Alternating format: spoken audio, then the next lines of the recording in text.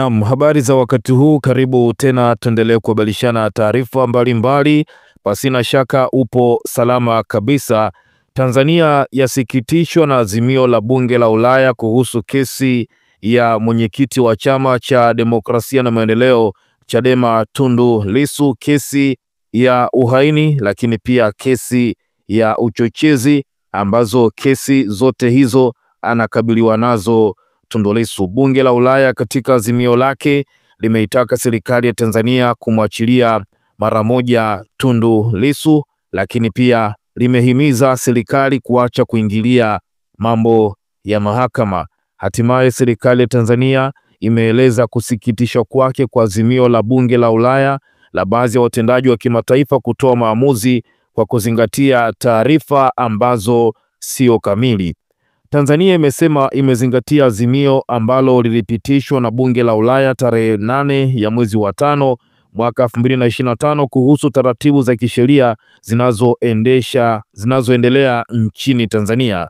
Wakati Tanzania inaheshimu uhuru wa kitaasisi wa bunge la Ulaya na kuthamini ushirikiano wake na Umoja wa Ulaya, inaona ni muhimu kufafanua baadhi ya mambo muhimu na kusisitiza dhamira yake ya muda mrefu ya maadili ya kidemokrasia, utawala bora na utawala wa sheria. Wizara ya Mambo ya Nje ya Tanzania imeeleza katika taarifa yake.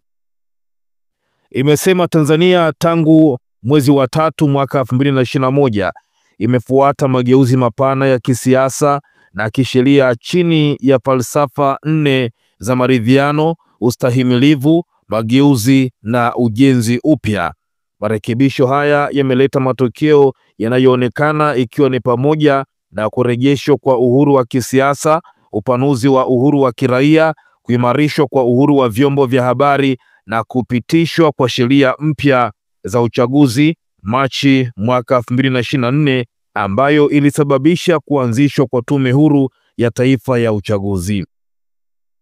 Imesema Tanzania ni nchi huru yenye katiba yake na inaongozwa na utawala wa sheria, na kuwa masuala yote ya kisheria yanashughulikiwa kwa uhuru na mahakama ikiwa ni moja ya mihimili ya nchi, kwa kuzingatia sheria za nchi na kwa kuzingatia viwango na taratibu bora za kimataifa pale ambapo serikali haiingilii mashauri ya kimahakama.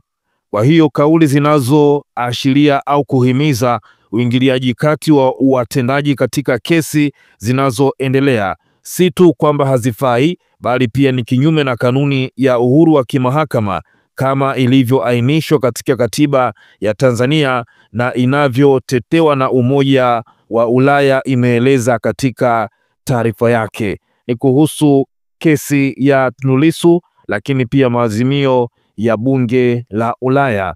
Tanzania ina wasiwasi na mwelekeo unaoendelea kama ulivyoonekana katika azimio la bunge la Ulaya la baadhi ya wadau wa kimataifa kutoa hukumu kwa kuzingatia taarifa zisizotosha au za upande mmoja bila kushauriana kwanza kupitia njia za kidiplomasia. Kesi za kisheria nchini zinachukuliwa kwa uchunguzi wa kipekee. Pia maendeleo yaliyopatikana katika maeneo kama uhuru wa vyombo vya habari, ushirikishwaji wa kisiasa, mageuzi ya uchaguzi na ujenzi wa amani wa kikanda hayajazingatiwa kwenye maoni ya bunge la Ulaya. Una nafasi ya kutuachia maoni yako. Serikali ya Tanzania imesikitishwa na azimio la bunge la Ulaya kuhusu kesi ya Tundu Lissu, lakini kubwa zaidi, na kwa taarifa mbalimbali, endelea kukaa karibu na sisi.